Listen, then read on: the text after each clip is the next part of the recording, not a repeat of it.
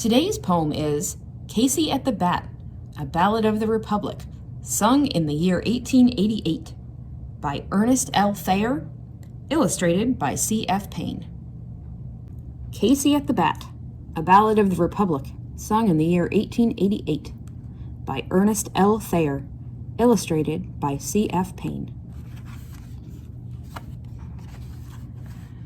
The outlook wasn't brilliant for the Mudville Nine that day. The score stood 4-2 with but one inning more to play. And then when Cooney died at first and Barrows did the same, a sickly silence fell upon the patrons of the game. A straggling few got up to go in deep despair. The rest clung to that hope which springs eternal in the human breast. They thought if only Casey could get a whack at that, we'd put up even money now with Casey at the bat. But Flynn preceded Casey, as did also Jimmy Blake, and the former was a Lulu, and the latter was a cake. So upon that stricken multitude grim melancholy sat, for there seemed but little chance of Casey's getting to the bat.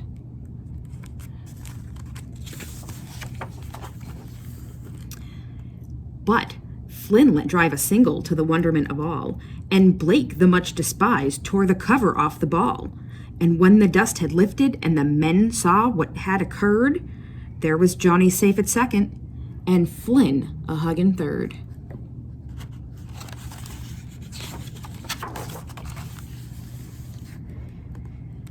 Then from 5,000 throats and more there rose a lusty yell. It rumbled through the valley, it rattled in the dell. It knocked upon the mountain and recoiled upon the flat. For Casey, mighty Casey, was advancing to the bat.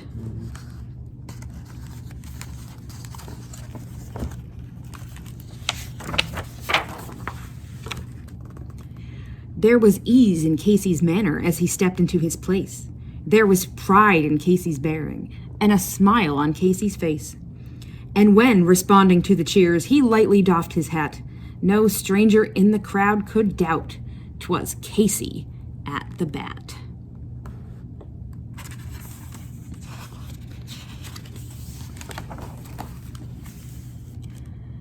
"10,000 eyes were on him as he rubbed his hands with dirt. 5,000 tongues applauded when he wiped them on his shirt.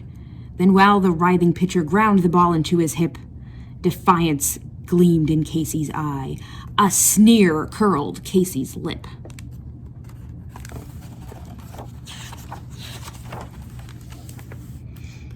And now the leather-covered sphere came hurtling through the air, and Casey stood a-watching it in haughty grandeur there. Close by the sturdy batsman and the ball unheeded speed. "That ain't my style," said Casey. "Strike one," the umpire said.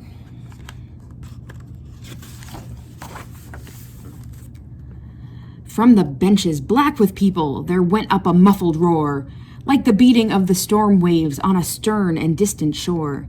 "Kill him! Kill the umpire!" someone shouted on the stand, and it's likely they'd have killed him had not Casey raised his hand. With a smile of Christian charity, great Casey's visage shone. He stilled the rising tumult. He bade the game go on.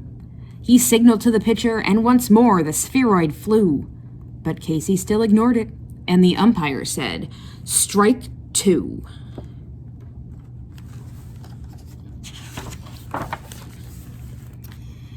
"Fraud!" cried the maddened thousands, and the echo answered, "Fraud!" But one scornful look from Casey, and the audience was awed. They saw his face grow stern and cold.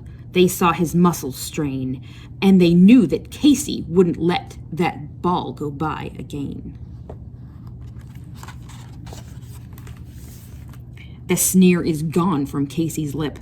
His teeth are clenched in hate. He pounds with cruel violence his bat upon the plate.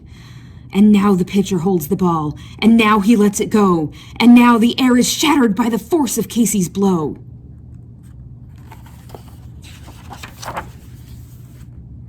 Oh, somewhere in this favored land, the sun is shining bright.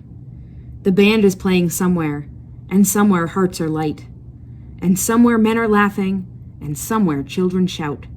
But there is no joy in Mudville. Mighty Casey has struck out.